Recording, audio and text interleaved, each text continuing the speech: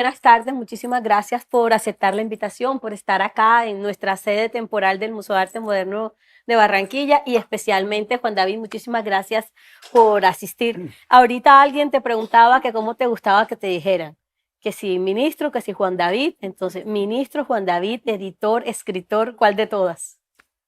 Allá está. Ay, perdón. Bueno, gracias a ti, Diana, por la invitación y al museo eh, por, por el interés de conversar hoy, un 23 de abril, eh, que nombran como el Día del Libro y de la Lectura. Me gusta que me nombre como cada quien se sienta bien y cómodo llamándome. No tengo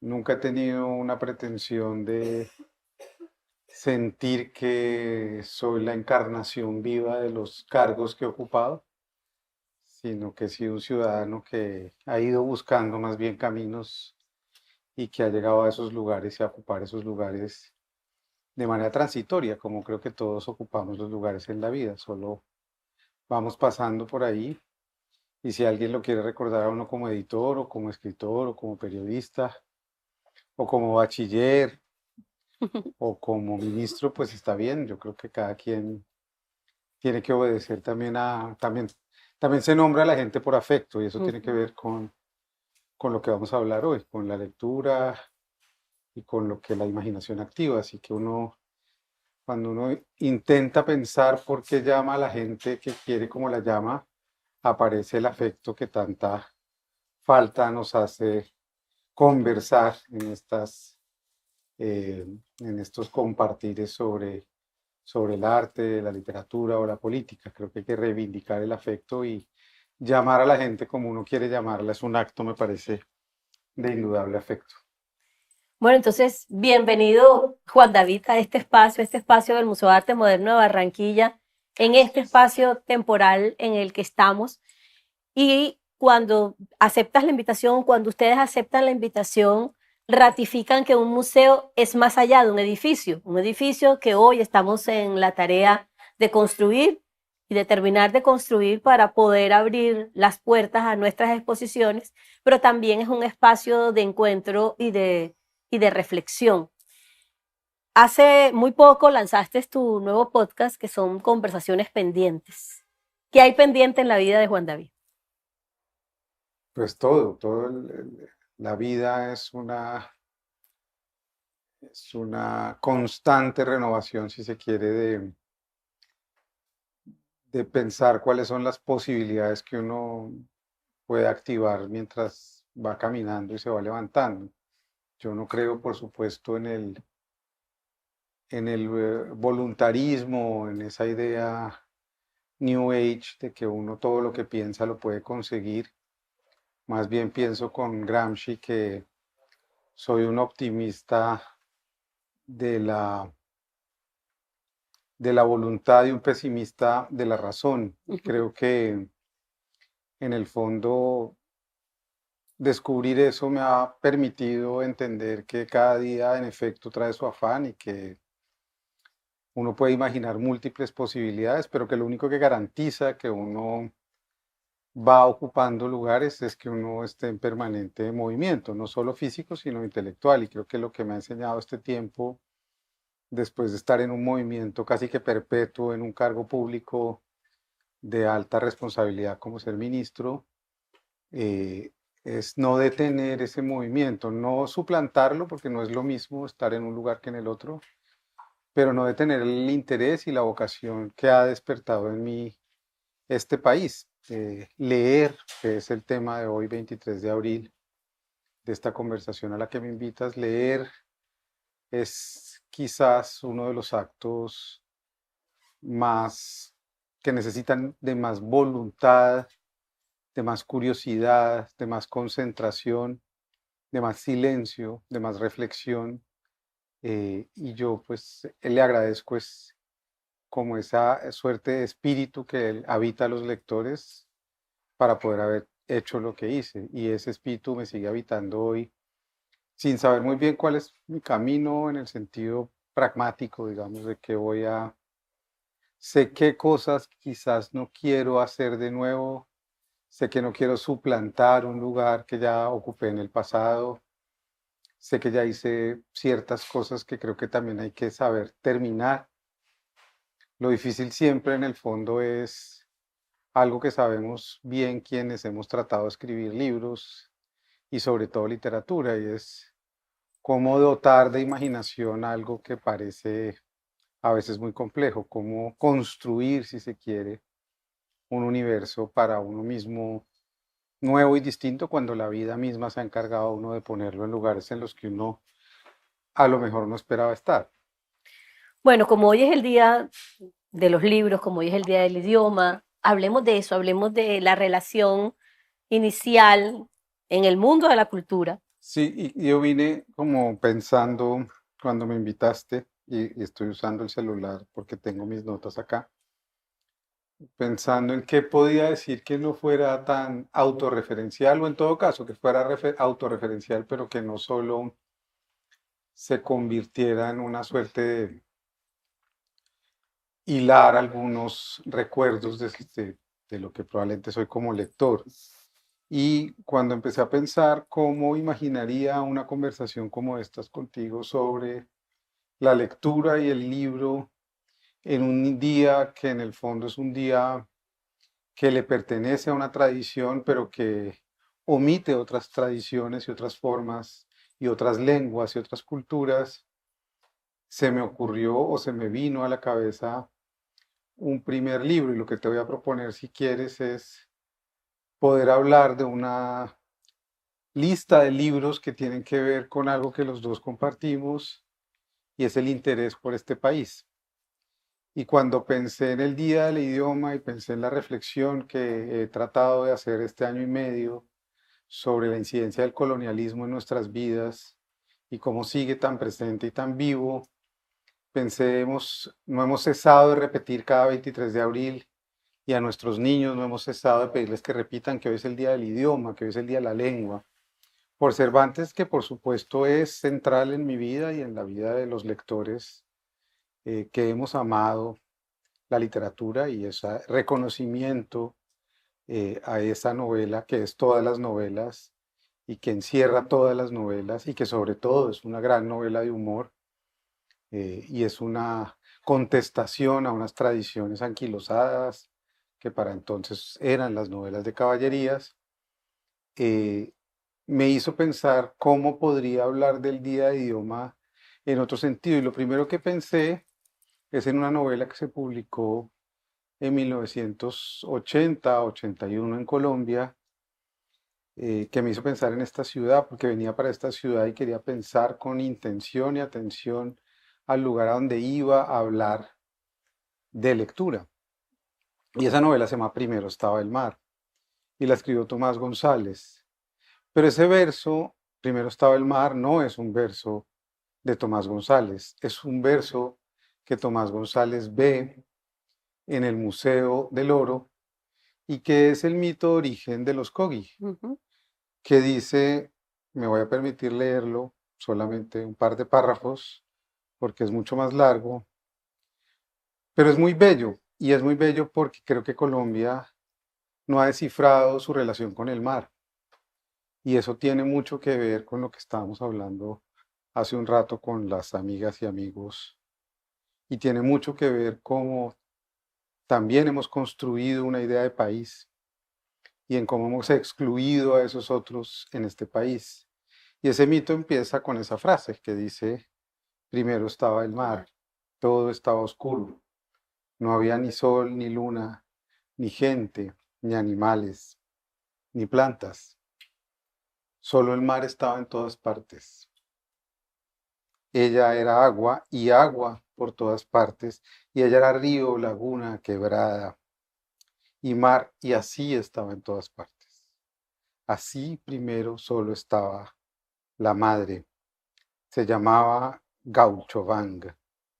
La madre no era gente, ni nada, ni cosa alguna. Ella era aluna, ella era espíritu de lo que iba a venir, y ella era pensamiento y memoria. Así la madre existió solo en la luna, en el mundo más abajo, en el mundo más abajo en la última profundidad sola. Si eso se lee despacio y a lo mejor ustedes llegan y lo leen hoy a su casa y pensamos que ese no haber nada o no existir nada y a la vez existir todo porque ya había pensamiento y memoria es parte de nuestra entraña cultural y nosotros estamos celebrando el Día del Idioma solo porque hace 5 siglos un idioma que vino de afuera de alguna u otra manera le dio formas culturales a lo que somos hoy. Creo que estamos perdiendo la inmensidad de lo que somos. Y creo que Tomás González, que es uno de los escritores que yo más quiero y admiro en la literatura escrita por colombianos, haya hecho ese gesto y haya tomado ese verso cuando tenía 29 o 30 años y trabajaba en un bar del centro de Bogotá que se llamaba El Goce Pagano y abría cervezas de noche mientras muchos otros bailaban y él jugaba ajedrez, y que lo que haya activado ese primero estaba el mar, seguramente en una caminata entrando al Museo del Oro, haya sido la muerte de su hermano Juan en el Golfo de Morrosquillo y la tristeza de sentir que aquellos que querían ir hacia ese país, que ya empezaba a descomponerse a finales de los 70 de una manera dramática, eh, pues es un gesto muy potente, porque es una novela que yo creo que inaugura miles de cosas para nosotros, para los lectores, que íbamos a hacer, porque yo ahí en ese momento seguramente tendría 4 años. Y es una novela que permanece muy desconocida, la edita Gustavo Bustamante en su bar. Él tenía una editorial que se llamaba Los Papeles del Goce, que era mimeografiada y fotocopiada y una editorial popular. Y Tomás publica ese libro ahí. A los 2 años se va con su esposa Dora, que era además una estupenda mujer. Se va para Estados Unidos, a Miami, y permanece 20 años en Nueva York. Que después de Miami se va a Nueva York.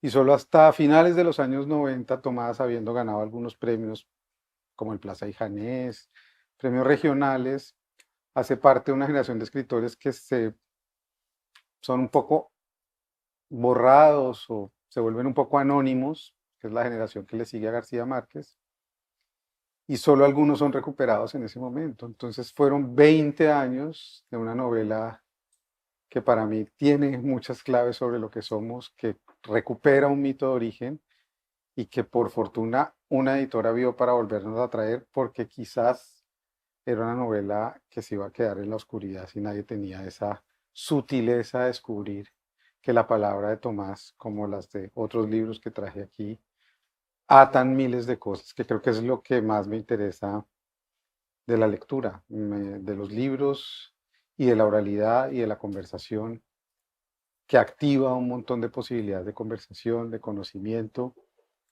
que aparentemente pueden no tener que ver, pero que tienen todo que ver, porque la palabra es eso, es un fluir y un tocar puntos que activan memorias, que activan recuerdos, que activan futuros, que activan posibilidades. Bueno, dijiste algo clave y es la posibilidad en este Día del Idioma, además de hacer una lectura del país. Y traes una lista de libros recomendados. Esto eh, seguro a muchos de los que está aquí nos gusta y me evoca la lista de libros recomendados de Arcadia, ¿no? Que es además clásica. Era una lista que hacíamos cada año, sí, en la revista. Sí, son libros que me ayudaron a entender que todo lo que había leído sin haber podido, muchos de esos lugares me había ayudado a activar antes de estar allí imaginaciones, pensamientos, presentimientos y a veces solo imágenes muy borrosas sobre lo que es este país. Y el segundo libro sobre el que quería hablar fue el libro con el que yo llegué al ministerio y que sabía que era un libro definitivo para activar una conversación, otra conversación pendiente que tenemos con el país, que es La Vorágine. La Vorágine se publicó hace 101 años, en 1924, y el año pasado se cumplían 100 años de ese libro, un libro que es un libro muy complejo, es un libro eh, que de alguna u otra manera, como decía Rivera, se vendió pero no se entendió, porque se convirtió muy rápidamente en una especie de ficción extraña sobre un país imaginario. Eso es un discurso muy violento contra lo que significó Rivera para este país, porque Rivera fue un hombre de provincia, nacido en Rivera, ahora se llama Rivera, en el Huila, cerca a Neiva, conservador, y era un hombre que cuando uno entra al sur del país por Neiva, tenía noticias de todo lo que estaba ocurriendo en la Amazonía colombo-peruana y en los límites con Brasil también, en donde desde 1880 se había comenzado a explotar el caucho de una manera brutal por parte de compañías británicas que en asocio con compañías peruanas y también colombianas, porque en el sur del país, en Pasto y Nariño, hubo caucheros muy brutales también. Y esa explotación del caucho había producido en 20 o 25 años alrededor de 60 o 70 mil muertos, indígenas esclavizados mediante métodos que ya anunciaban la catástrofe de lo que iba a ser el capitalismo salvaje, extractivista que nos habita hasta hoy.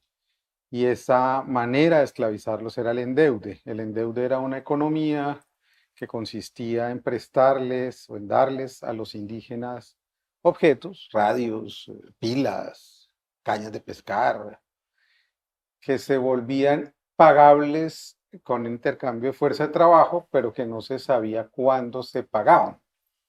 Entonces, como no tenían plazo de pago, el plazo de pago era la extinción de la fuerza humana, la muerte misma. Se pagaba, el endeude se pagaba con la vida misma. Cuando ya no había fuerza, entonces se pagaba la deuda. Y eso es una idea brutal. Solo en 1908, cuando un cónsul irlandés viene a Colombia, se llama Roger Casement, y hace un informe en Londres sobre el libro, empieza a cundir un rumor muy violento. Rivera tenía claro eso que había pasado, había leído en la prensa, no era un tema tan extraordinario, y las clases políticas y dirigentes de Bogotá y andinas no querían que ese tema de alguna manera tuviera relevancia, no tanto por lo peor, sino por la ineptitud del país que no había podido trazar los límites con el Perú, que iban a causar una guerra en los años 30 contra ese país y que definió de alguna u otra manera los límites de nuestro país y la pérdida de una gran porción de la Amazonía. Vamos que ganamos Leticia, pero se perdió una gran porción. La vorágine entonces es la búsqueda de un hombre de tratar de dar cuenta de todo eso que está ocurriendo, haciendo algo aún mucho más elaborado y profundo, que pertenece también a un momento histórico, que son las vanguardias latinoamericanas de comienzos de siglo, y es tratar de escribir con la gramática de la selva misma. Por eso el libro, si quieren volver a visitarlo, yo aconsejo, uno, no dárselo a leer a los niños y jóvenes porque es como matarles una posibilidad. Y si lo van a leer, ojalá lo lean en voz alta, porque es un libro de una preciosidad musical, de una finura, que si uno lo lee en voz alta y no se esfuerza tanto en comprender narrativamente los pasos de Arturo Cova, y los de el otro personaje buscando a su hijo, eh, encuentra lo más importante de la literatura, a mi modo de ver, que es la música. Y eso se nos ha olvidado en este tiempo. La literatura no es contar historias, la literatura es dotar de música las historias. Por eso la poesía es lo que es y por eso García Márquez es quien es. García Márquez no es quien es porque recoja una tradición oral y ya. Es porque es un gran oidor, alguien que ha oído la música de este territorio y entiende cómo cantar y cómo contar esa música de las palabras que tienen ustedes. Entonces La Vorágine se convierte en un libro trascendental en 1924, porque habla de eso, habla de ese lugar, habla de esa suerte de desidia del país con los extramuros, con lo que llamaban el mundo de la barbarie frente a la civilización que se imponía. Y en ese sentido, y en una denuncia también de Rivera por contar lo que había pasado, y en ese sentido también es la historia de un gran fracaso, porque es un libro que no logra su cometido, que de alguna u otra manera convierte a Rivera en un paria, en un hombre poco indeseable. Él alcanzó a ser unos cuantos días representante a la Cámara, pero su partido político lo reemplazó rápidamente. Tuvo entonces que irse como abogado a Orocué a atender unos líos de herencia y fue por ese viaje que conoció eh, las historias de Clemente Silva y de los caucheros en la selva y en donde se le ocurrió inventar de una manera maravillosa a Arturo Cova. O sea, es muy maravilloso que un hombre se tome una foto diciendo soy Arturo Cova. O sea, es muy moderno, es Flaubert, ¿sí? Es Madame Bovary, soy yo, es activar una cosa muy poderosa. Y ese libro se escolariza, se convierte en una suerte de libro inventado en la tradición oral colombiana. ¿Qué es la vorágine? Es un adjetivo para decir algo indómito, algo desordenado, algo que lo devora uno, algo monstruoso, horrible, que pertenece a los extramuros de la civilización, cuando es todo lo contrario. La vorágine es la potencia, es el corazón y es el ojo de la vida, porque hoy estamos descubriendo, un poco tarde me parece, como sociedad, que esa vida de la cual somos potencia porque es real, somos el segundo país más biodiverso y biocultural del mundo, es en esos territorios que hemos considerado territorios para extraerles cosas y olvidarlos. Ni más ni menos esa es la vorágine, y a partir de la vorágine lo que, después de releerlo y de pensar 2 o 3 años en hacer algo, cuando llegué al ministerio, se nos ocurrió a un grupo de personas hacer una biblioteca de la vorágine. Es una biblioteca que está en las bibliotecas públicas de Colombia, además, pueden verla, que yo y todos quisimos hacer pensando que la vorágine también había que acompañarla de otros libros, porque la vorágine estaba muy sola, la vorágine parecía, incluso a veces un libro muy maltratado por García Márquez, por escritores que consideraban que no tenía un mayor valor. Y la acompañamos entonces con otros libros, uno de ellos que es, varios de ellos son maravillosos, uno que es la historia de Orocué, de un gran antropólogo colombiano que se llamaba Roberto Franco, que murió, hizo su tesis sobre Orocué. Orocué hubiera podido ser el gran puerto sobre el río Meta colombiano. Era 2 horas más rápido llegar desde Orocué a Europa que por el Magdalena. Pero nuestras clases dirigentes se negaban a pasar por Venezuela para salir al mar. Entonces ahí fracasó una idea, por ejemplo, de transporte distinta. Por Orocué entraron las primeras mercancías. Era el gran comercio de plumas de ganso que nutrió toda la Belle Époque europea, en donde las plumas se convirtieron en un adorno exótico y acá se mataron millones de garzas para adornar esa época dorada de los años 20 en la Europa de la posguerra, de la Primera Guerra Mundial. Entonces, Yo lo que siento es que la vorágine conecta miles de libros. Hay otro libro que se llama eh, eh, Holocausto en el Amazonas, que es de Roberto Pineda, que cuenta esta historia que les resumí del holocausto que vivieron los pueblos indígenas, los Muinane, los Huitoto, los Wiwa y otros pueblos amazónicos allá. Y es un libro muy bello porque es un libro que cuenta una historia que habla también de quiénes somos culturalmente. Y es el viaje que hace Roberto Pineda con el profesor John Landaburu, que estaba estudiando ya las lenguas Huitoto en los años 60 en la Universidad de los Andes, y hacen un viaje indómito porque nadie había vuelto a esos pagos. Ellos llegan y encuentran a estos pueblos indígenas, y dice Roberto Pineda, como con una gran felicidad. Y ellos en sus diálogos les preguntan, pero después de todo lo que pasó, ¿ustedes por qué pueden estar felices? O sea, ¿por qué están sonriendo? Y ellos responden que la única manera de mantener su cultura fue entender que el optimismo y la felicidad de mantener y hacer pervivir su lengua, hoy estamos en el Día de la Lengua, era la garantía de poder defender quiénes eran, su identidad. En Colombia hay 115 pueblos indígenas, 65 lenguas. Entonces, ojalá se nos ocurra un día de estos, aunque nos acusen de populistas, decir que este puede ser el día de las lenguas, no solo el día de un solo idioma, porque eso es lo que somos, muchas lenguas reunidas en este territorio. Así que ese es como el segundo libro, que viajaría del mar a la selva para mostrar cómo en 2 libros se empiezan a hablar nuestros probables orígenes. Bueno, seguimos con el listado de libros. Lo que tú digas. Ok.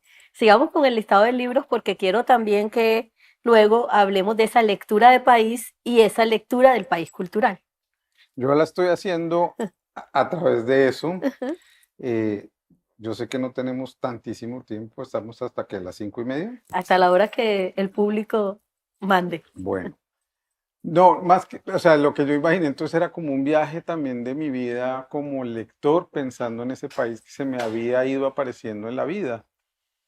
Y cuando estaba preparando el centenario de la vorágine en mi anterior oficio como editor de libros, y estaba preparando todo un año de publicaciones de libros que acompañaran a este libro. Es decir, esto lo hice desde el ministerio, pero lo iba a hacer desde el grupo editorial en el que yo trabajaba antes y el que renuncié por un libro que tiene que ver con esta ciudad. Eh, entonces, ahí edité una novela que descubrí buscando y leyendo sobre la vorágine, que se llama Toa. Pero hablando de esto, de la lectura, de este país, de Juan David Ministro, ¿qué posibilidades has tenido y tuviste en este año y medio en el Ministerio de las Culturas, las artes y los saberes de leer esa Colombia?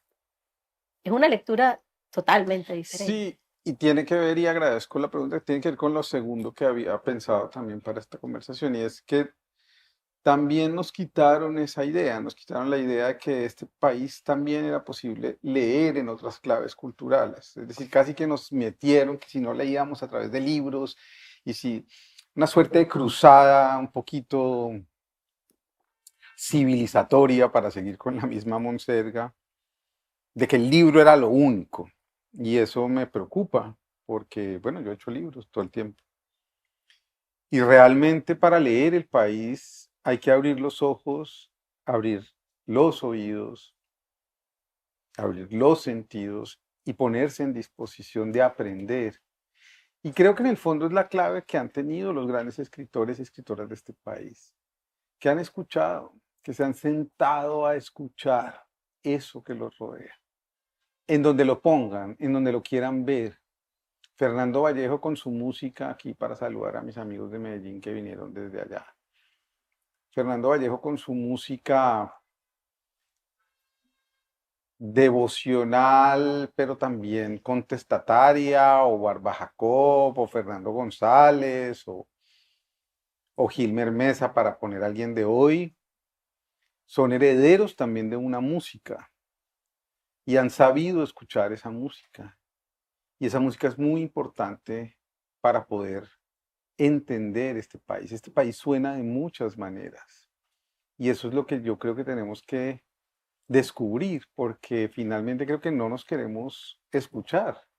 Solo queremos escucharnos a nosotros mismos. Queremos tener la razón nosotros. Pero no queremos entender cuáles son las razones de esos otros que no queremos mirar. Primero, porque nos dan miedo por todo esto que estoy diciendo. Segundo, porque muchas veces ni siquiera nos hemos esforzado por aprender una palabra de esas otras lenguas que no comprendemos, que es dramático. Un país de tantos idiomas, no sabemos una palabra de otros idiomas. Y tercero, porque creo que nos cercenaron algo, digamos, de mi generación para adelante. Para atrás, perdón. Yo tengo 49 años, voy a cumplir 49 años este año. Yo alcancé a vivir y aproximarme a ese país, alcancé a viajar, alcancé a sentirlo, alcancé a apropiarme de él por miles de razones, por la cultura popular, por la televisión, por las carátulas de los discos, por la sensibilidad, porque todavía en las piscinas esta mañana estaba pensando otra charla que va a haber en Valledupar el lunes sobre vallenato y decía, bueno, yo no he sido un gran vallenatero, pero si me activo mi memoria, entonces empiezo a pensar en Buitrago. ¿Y quién es Buitrago? Buitrago es un tipo que se murió a los 29 años y compuso 80 canciones y fue la banda sonora de los años 30, 40, 50, 60, 70, 80, no. Porque ¿quién no ha bailado el ron de vinola o el pajarito amarillo? O sea, eso es una cosa que va por dentro de nosotros. ¿Quién nos quebró eso? ¿Qué nos quebró esa música? Lo hablábamos hoy acá con respecto al maravilloso patio de doña Josefina Cassiani, donde fuimos a almorzar. Porque la gente desplazada, el campesino que viene de los municipios, llega a la urbe y casi que se escinde y esconde sus costumbres para poderse articular a la lógica urbana, digamos, la aleja, porque no hay muchas cocinas, me decía Diana, populares, digamos, en clave de patrimonio cultural en la ciudad, y en cambio en los municipios sí se está activando un movimiento de cocinas de patrimonio cultural. Yo creo que eso pasa en todos los niveles sociales y es que un poco se nos metió como una suerte de idea de que el país daba pena, de que era un país atrasado, de que era un país que había que superar. Nosotros éramos del mundo, éramos cosmopolitas, podíamos con todo, queríamos parecernos a lo que no éramos, parecernos a una música que no éramos, o hacerla, pero no era negando la otra. ¿Por qué teníamos que negar las piscinas, la estética? Y entonces pues nos pasaron miles de dramas, entre ellos obviamente la irrupción del narcotráfico, sobre lo cual podríamos también tener una charla sobre literatura y narcotráfico y la estética que se instaló a partir de la llegada del narcotráfico en Colombia, pero pues no me voy a meter tanto por ahí. Pero esa música que está en las gaitas, que está en las marimbas de la selva chocuana, que está en las flautas, que está en las lenguas, que está en los acentos, que está en la naturaleza, que está en miles de lugares, que está en el mar, por supuesto, esa música es como si se nos hubiera extraviado. Y yo creo que el gran reto que tenemos hoy como país es volver a encontrar esa música dentro de nosotros. La música no está afuera. La música no le pertenece al gobernante que llegue. La música es nuestra, porque nosotros la tenemos. Nosotros tenemos voz y tenemos agencia y podemos sentir orgullo de ser de este lugar, porque este lugar es maravilloso, este lugar es hermoso, realmente lo es, o sea, no es una entelequia, no es que seamos nacionalistas y chauvinistas, no es que aquí a donde uno vaya, lo que lo atropella y sorprende es la belleza real, real y plausible, el contraste y la paradoja y la contradicción y la inmensidad. Yo pensaba eso navegando el río Inírida a las 5 de la tarde, después de haber estado con los indígenas en la mañana y haber descubierto que habían sido evangelizados y que yo, un blanco, mambiaba y ellos consideraban que mambiar era pecado porque habían sido evangelizados durante 30 años por una evangélica llamada Sophie Müller que se metió al Guainía. Y cuando de pronto al atardecer llegué y se aparecieron el Mavecure en un atardecer, yo decía, no es posible, no es posible el Mavecure, ¿saben? Los tepuyes estos que hay en el Amazonas, que son como una suerte de formaciones minerales, rocosas. Pero podríamos decir lo mismo de cualquier lugar, ¿sí? Si nos metemos aquí a una ciénaga, vamos a encontrarlo, cosas similares. Es decir, si levantamos la cabeza, lo que nos va a atropellar es una cosa muy bella y también muy dura y muy terrible, por supuesto, porque esa historia que se ha vivido en ese lugar y en este territorio tiene que ver con todo lo que he tratado de señalar y que está en esos libros sobre los cuales hemos discurrido un rato. Entonces, eso es un regalo y yo tengo toda la gratitud del mundo porque alguien haya pensado que yo podía hacer esto con cierta dignidad. Espero haberlo hecho así, espero haber correspondido a esa confianza. Y la verdad es que mi gratitud por haber podido descubrir, sentir lo que sentí con los Reyes Momo del barrio La Magdalena y su delicado trabajo de educación y formación artística con los niños, bailando y cantando y sintiendo el carnaval, que no solo es el carnaval de una vía y una forma de ser, sino es ese carnaval el que más nos interesa. Todo eso en el fondo ha sido para mí leer un gran libro, que es un libro que es puro alimento. Cuando uno se llena de palabras, de música, de imaginación, uno lo único que tiene es vida, tiene entusiasmo. Después hay otras dificultades. No tengo trabajo, pero bueno, si alguien sabe algo, le recomiendo. Bueno, hay una cosa muy linda y es eso, es leer ese gran libro que es Colombia, pero también dijiste algo que me conecta mucho, ¿no? Y es que muchas veces nos negamos a nuestra música o nos negamos a nuestra identidad porque creemos que tomar otras identidades que nos llegan de manera globalizada, que nos llegan por gustos comerciales, nos pone como como en un modo de aceptación o en la onda. Entonces, qué bueno que podamos hacer esa reflexión sobre realmente lo que somos sin descuidar también lo que viene de fuera y que nos nutre, sobre todo siendo nosotros una ciudad como esta, que es una ciudad de inmigrantes y que muchísimas cosas nos llegaron de fuera, se unieron aquí y hacen lo que somos como barranquilleros. Bueno, ahí hay un libro que se llama La pérdida de los puntos cardinales, que escribió un gran escritor que se llama Luis Fayad, y que cuenta la travesía de esos sirios, libaneses, palestinos que llegaron aquí a Puerto Colombia, que por cierto se está cayendo el muelle y se va a desaparecer si no hacemos algo pronto. Se recuperaron 200 metros de Pero está en muelle, un estado calamitoso en pero ya acción los otros popular, están. entonces, ni más ni menos la memoria de esa llegada de lo que estás diciendo, de la belleza arquitectónica de un barrio como el Prado, de la delicia de la comida árabe que no solo se come aquí, sino toda la sabana del Caribe, como lo hablábamos hoy en Sucre, eh, pues puede perder un testimonio vivo de eso que somos. Quizás eso es lo que a mí más me interesa activar en la conciencia de las personas hoy. Y es que si no empezamos a aprender a mirar eso, como decía ahora Sigifredo Mancini, lo único que nos va a Sí. quedar es la cultura. La cultura es lo que queda después de todo. Ujú. La cultura no se acaba, digamos. Nos acabamos nosotros y se acaban nuestros modos de consumo y se acaban nuestros almacenes.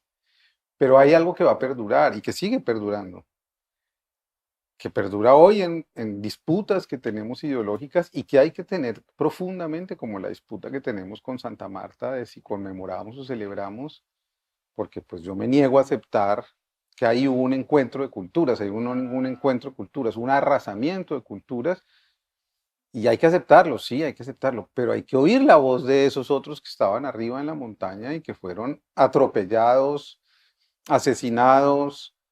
Eso no fue un encuentro de generosidad. Y todos esos que trajeron esclavizados en barcos, documentado también en una bellísima novela de Roberto Burgos Cantor que se llama La Ceiba de la Memoria, sujetos históricos que no han aparecido con igual trascendencia en nuestra literatura, como la bellísima novela de Arnoldo Palacios, Las estrellas son negras, que cuenta la vida de Irra, un mulato, un negro chocuano, en Cértegui, un día de su vida, o la selva y la lluvia, que es otro de sus grandes libros, o Buscando a mi Madre Dios, ese negro que se va para Europa a buscar su destino y termina haciendo una vida lejos de aquí, como otros negros y afrocolombianos inmortales que deberíamos volver y recuperar a leer para entender esa música, como don Manuel Zapata Olivella,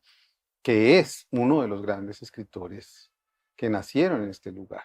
Y gracias a quienes podemos comprender, por ejemplo, cuando vayamos a Cartagena, que el proyecto gentrificador de Chambacú hoy era el corral de negros y era el corral de resistencia de los afrocolombianos en ese lugar. Así que todas esas claves están ahí para que nosotros volvamos a descubrirlas, para que activemos el interés en esos que creen que la cultura, la literatura es como apoyar mendicantemente a una gente que le gustan cosas raras.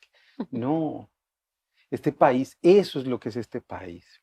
Yo le he puesto ejemplos a empresarios, ejemplos que les sirvan, porque claro, no sirven los ejemplos quizás que quieren ennoblecer espíritus que no pueden ser ennoblecidos de la misma manera. Pero yo cuando le pongo el ejemplo a algún empresario que es muy frío, algo, le digo, piense cuando usted estudió su MBA en Yale o en Nueva York, y era invierno, hermano, y entonces pues seguramente en su época había Walkman, no había no había, o, sí, ¿cómo se llama? CD, Sí. Discman se llamaba.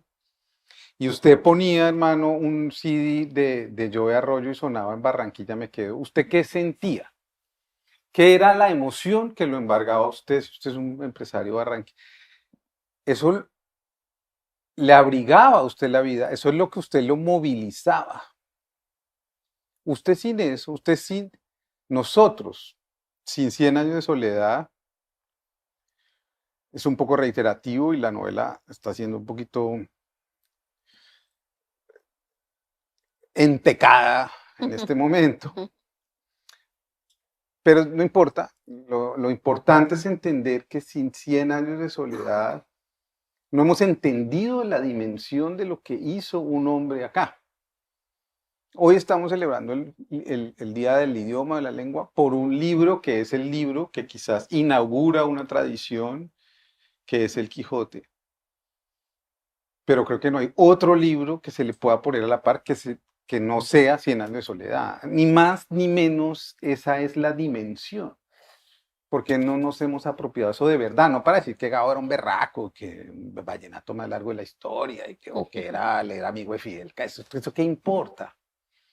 Lo que importa es que aquí, en este lugar, con cosas que están ahí aún, es decir, con los trenes y las ruinas de esos trenes y la empresa bananera que aún siguió por años maltratando a la gente, aún hoy hay huellas y rastros de eso país imaginado que tenía en la memoria el abuelo de García Márquez cuando niño le contaba las historias de la Guerra de los Mil Días. Yo creo que no hemos terminado de fundar ni de imaginar en esa dimensión cultural tan profunda y tan grande y tan compleja, que creo que es, si abriéramos eso en la educación, en los niños, yo veo y vi en los ojos de mis dos hijos, que se llaman Tomás y Emma, que los llevé a algunos viajes, no una emoción falsa, no, porque no, son niños urbanos que se aburrían, que estaban con su celular, ni más faltaba, no estoy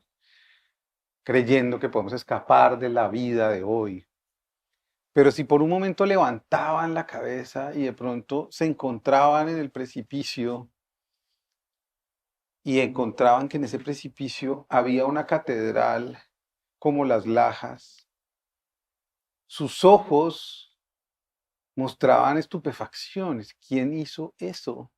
Porque hay una catedral gótica metida en un acantilado. ¿A quién se le ocurrió esto? ¿Me puedes explicar, por favor? Eso, creo que nosotros tuvimos la oportunidad de vivirlo, pero de nosotros para atrás no. Ujú. Por miles de cosas. Una de ellas por el neoliberalismo, otra porque la violencia se encerró también culturalmente a las clases urbanas y produjo unas migraciones, unos desplazamientos muy violentos. Y esa fragmentación creo que nos corresponde volverla a unir y a tejer, y creo que las culturas son las encargadas de poder hacer sí, ese pegamento de eso, de esa forma de aproximada de lo que podemos ser, que nunca va a ser perfecta, que no va a ser uniforme, que no va a ser una sola identidad. Creo que lo que más poderoso tenemos en este país es esa multiplicidad de identidades.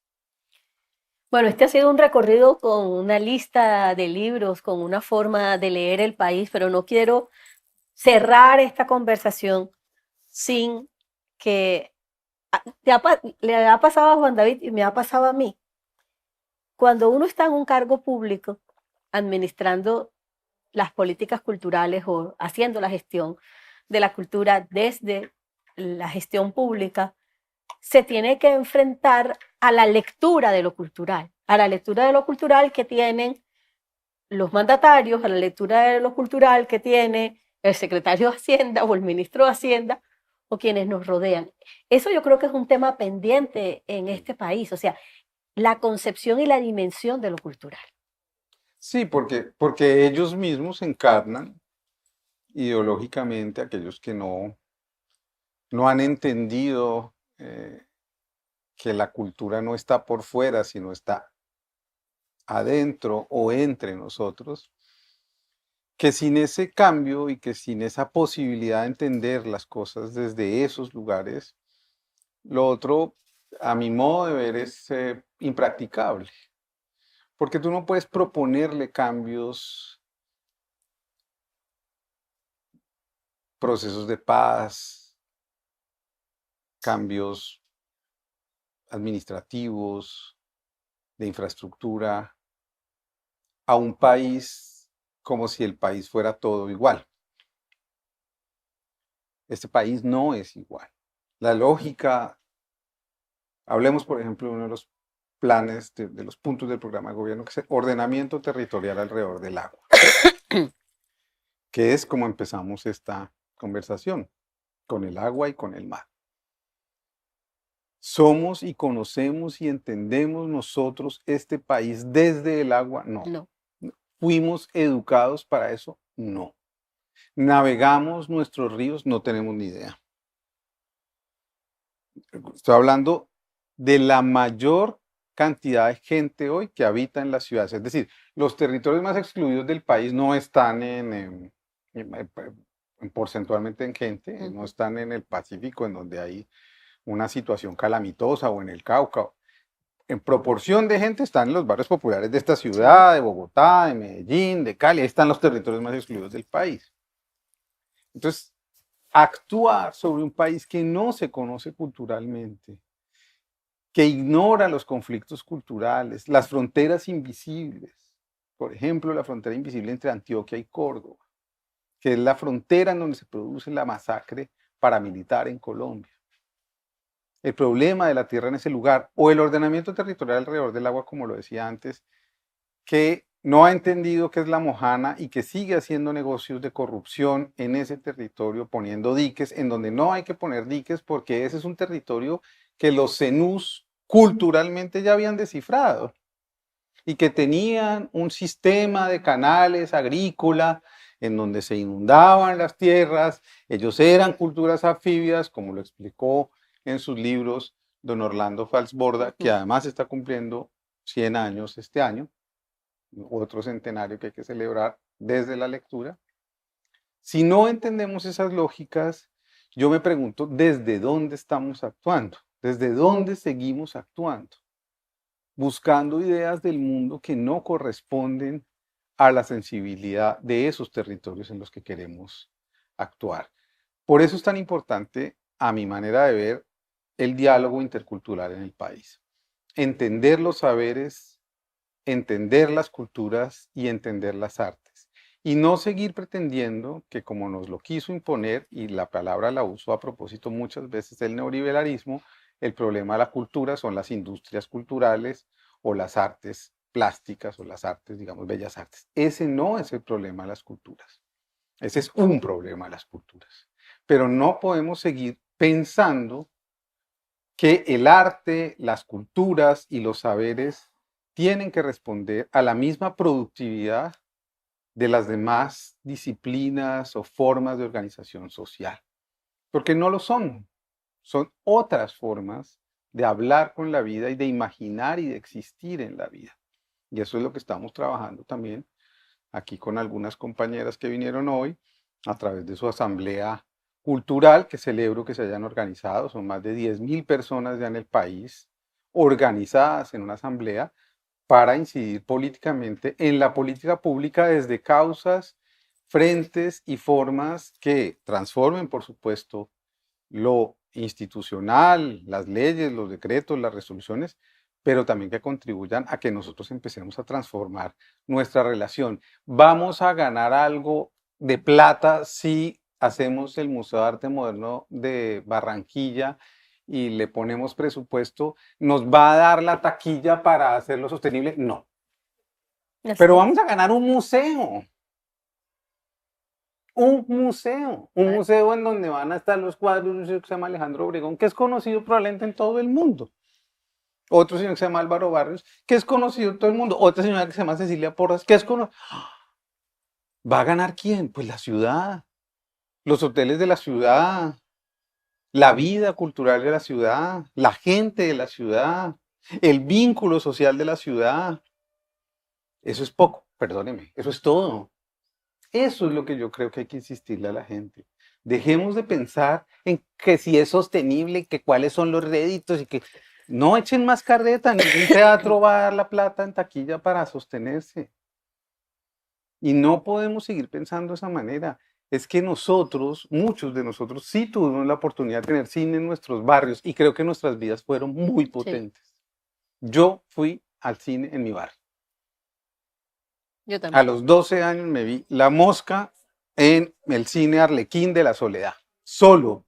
Como un niño, mi papá me dejó en la entrada, me dijo, yo no quiero ver esa película, entra tú, te recojo a la salida. Y yo me metí a ver La Mosca con Jeff Goldblum, me atormenté toda la vida, no lo he olvidado. Pero eso es lo que hace la cultura por nosotros. Exacto. Entonces, ¿por qué no? ¿Por qué no nos arriesgamos a hablar de esta manera? Venga, no le voy a prometer nada, señor empresario, presidente, ministro. No vamos a conseguir más dinero, vamos a conseguir otra cosa. Cuando haya esa conciencia sobre lo que no puede medirse, que concreta el vínculo social a través de las culturas, las artes y los saberes, entonces habremos empezado a pensar distinto, porque estaremos invirtiendo, no en pasado mañana a ver qué rendimiento nos da, sino en un futuro real.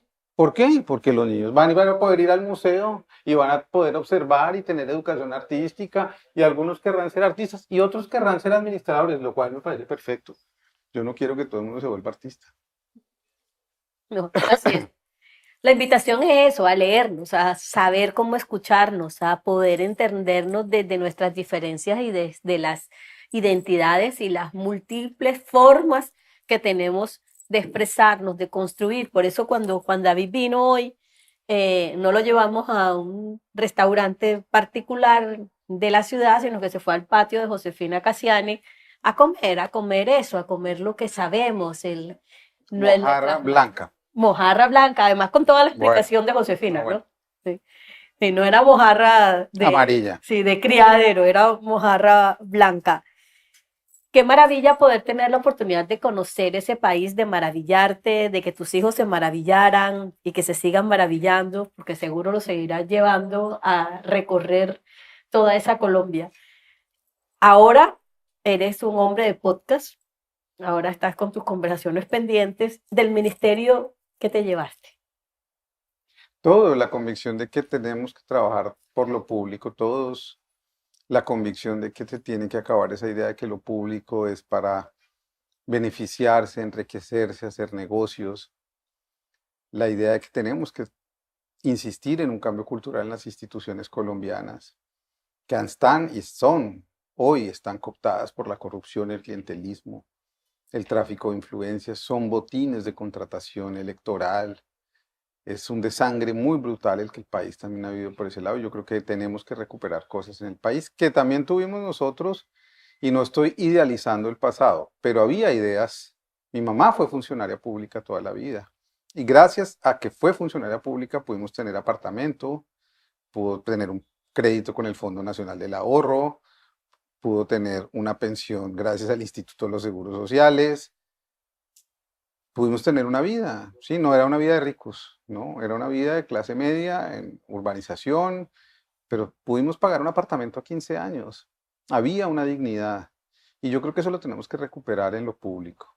Para recuperarlo me parece que se necesita una reforma profunda al Estado, una reforma a las instituciones, devolverle la dignidad a la carrera pública, devolverle la dignidad a los concursos públicos, diseñar concursos públicos de acuerdo a las misionalidades a las que se quiere dirigir la gente, porque no es lo mismo concursar para ir a la Procuraduría que al Ministerio de las Culturas, pero a veces es el mismo concurso. Entonces, como pasó con el Instituto Caro y Cuervo, sacaron a todos los que sabían de tipografía, de manejar las imprentas, porque el concurso lo que preguntaba era de Excel y entonces se perdieron los oficios de la imprenta patriótica y se ganaron los señores tecnócratas o burócratas que saben manejar el computador. Entonces, eso se tiene que hacer con inteligencia, lo intentamos en el ministerio, yo me voy contento es porque se logró fortalecer el ministerio, yo no, ni mucho menos creo que sea una misión ni siquiera acabada ni determinada, pero por lo menos hay unos esbozos y unas ideas, y el ministerio, por ejemplo, fue uno de mis empeños cumplir que el ministerio quedara fortalecido. Este año, en un mes, saldrá el concurso público en donde se crearán otros 400 cargos de planta para el ministerio. Era un ministerio con poquísimos cargos públicos. La gestión cultural necesita de memoria. Si tú eres secretaria hoy, todo tu equipo te lo desmantelan en 8 meses. Cuando te vayas, dime, entonces vamos a empezar de nuevo todos los programas culturales. Nos vamos a inventar de nuevo la rueda para que los barrios ya no se llamen escuelas vivas, sino escuelas bobas. Sí. ¿Y qué es esa vagabundería? Sí, totalmente de acuerdo. ¿Por qué no podemos darle dignidad a la gente y que las cosas continúen y que las bibliotecas sigan llamándose bibliotecas en todos los gobiernos? Porque es el Estado, no es el gobierno. Y que los gestores sean reconocidos siempre y no cada 8 meses les toque ir a ver qué político levantan para hacer su vida. Eso es lo que yo creo que tenemos que romper y eso es lo que me llevo, y la convicción de que quiero trabajar en lo público y quiero comprometerme con lo público, porque es donde creo que uno tiene que servirle a ese libro, a ese país que me alimentó durante este año y medio con tanta potencia. No sé qué quiere decir eso, no puedo responder, voy a hacer esto o aquello, pero donde yo pueda servir realmente, y seguramente alguna puerta se abrirá en algún momento, yo voy a ir allá. Y no tengo que ser el cargo más alto ni estoy dispuesto a ocupar el cargo que la vida me quiera ofrecer y entregar, pero con la convicción de que sea para trabajar por los demás y con los demás. Eso sí es una convicción que me llevó del ministerio. Bueno, y creo que también en este ejercicio comienza uno a aprender nuevas formas de gestión para poder aligerar los caminos, para poder entender los caminos y un poco lo que hablábamos, ¿no? Planeación nacional no les interesa si los municipios son de quinta o sexta categoría y son los mismos requisitos para todo el mundo, y creo que era también de las cosas en las que coincidíamos y en las que hablábamos cuando Pues nos conocimos hace rato. para que leemos la palabra a nuestros compañeros esta tarde y compañeras, porque algunos levantaron la mano, ya que nombras esa palabra, quizás tratando de unirlo todo en mi absurda eh, obsesión por tejer todo. Empecé esta idea también hablando de los Kogi y el primer mes, al llegar al ministerio, fui a la sierra, fui a Nabusimaque y tomé la foto de un camino de piedra que subía a la montaña. Es unas piedras muy, digamos, nada, nada demasiado ordenado morfológicamente, sino un camino pedregoso y complicado. Y esa idea de ese camino es la que yo me llevo y la que todos los días me levanto pensando en que ese es el camino que todos tenemos que recorrer en la vida, y la convicción es que a veces es fácil y a veces no es tan fácil, pero tiene que haber una fuerza interior que nos saque un poco del adormecimiento y de una idea cultural que nos crearon y que nos hemos convencido y que nos hemos creado a nosotros mismos, y es que somos o los peores o los mejores, somos los superlativos o la gente más violenta del mundo. Yo creo que hay una cosa mucho más poderosa en este país que esas polaridades que a veces nos habitan culturalmente. Así que ese camino, esa idea de ese camino, y ese es otro libro que hay que leer, se los recomiendo. Vayan a la sierra, pregunten por la línea negra, pregunten por los sitios sagrados de esas 4 culturas o 5 que habitan ese territorio, y descubran y sigan descubriendo, yo creo que las decenas y miles y millones de historias que tiene este país por contar, que son potentes y a veces terriblemente ominosas, porque todo hay que decirlo, aquí se ha producido una sangría brutal que también tenemos que empezar a sanar.